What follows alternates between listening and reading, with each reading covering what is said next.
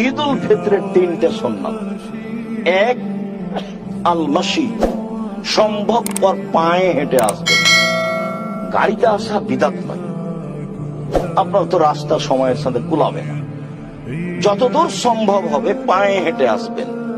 2, আল আকল কাবলা সালাত, সালাতের পূর্বে খেতে হবে, ঈদ উল ফিতরে খেতে হবে। 3, অল ইগতিসাল, গোসল করতে হবে। বাড়ি থেকে বের হওয়ার সময় তাকবীর শুরু করতে হবে। জাবের বলছেন, কানান নবী সাল্লাল্লাহু আলাইহি ওয়াসাল্লাম ইখালিফুত তারিকা, ঈদের সালাতে, ঈদ উল আযহা, ঈদ উল ফিতরে আল্লাহ রাসূল রাস্তা পরিবর্তন করতেন। সম্ভবপর হলে একটু না হলে করবেন।